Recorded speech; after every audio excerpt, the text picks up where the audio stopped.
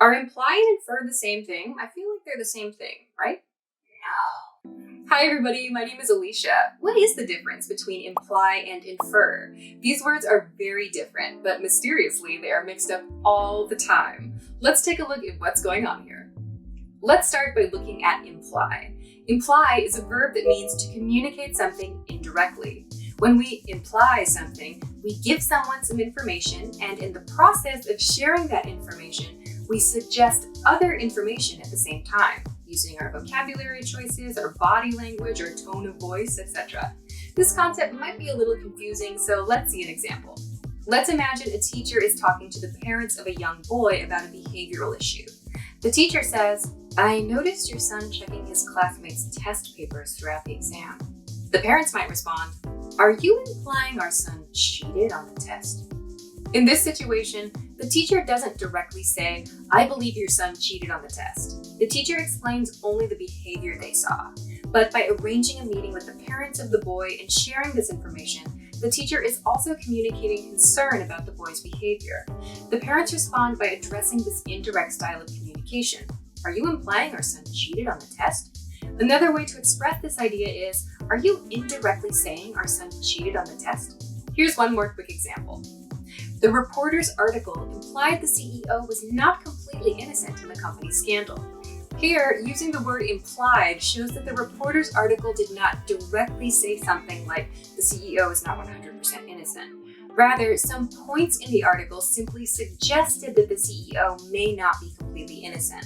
A reporter might do this by asking certain questions or pointing out that specific information is not clear, and so on. So the key with imply is that someone is communicating an idea but doing it indirectly. There can be a lot of reasons to do this. Maybe the true information isn't known, maybe someone wants to stir up rumors, maybe someone is trying to start a fight, whatever. Implying something means indirectly communicating it. So let's compare this to infer. To infer something means to make a guess about something or to conclude that something is true, especially when provided with indirect information. This concept might also be a little confusing, but we can actually use our earlier example sentences to understand. Let's consider the parent-teacher example from before. After the parents hear the teacher saw their son looking at a classmate's test papers, they might say something like, "We infer our son may have cheated on the exam." This means we have come to the conclusion, based on this indirect information, that our son may have cheated. Here, the parents are making a guess about the situation. Let's look at the second example. Readers inferred from the reporter's article that the CEO may not have been completely innocent in the company scandal. In this situation, the readers of the article were able to guess, based on indirect communication in the article, that the CEO was not completely innocent. The readers are coming to this conclusion from the information provided. As you can see, it's kind of like infer and imply are opposites. Infer is the guessing side and imply is the suggesting side.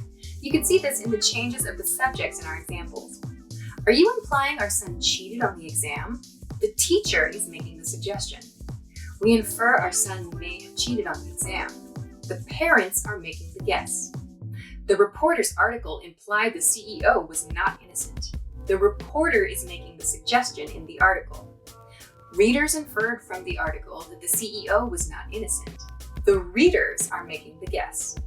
The focuses of these sentences change according to the subjects used. If you want to emphasize the suggesting side, you can use imply. And if you want to emphasize the guessing side, you can use infer. If it's difficult to remember which is which, you can try thinking about how infer sounds a little like the beginning of information, which we use to make guesses. Therefore, infer is the one that refers to making a guess about something.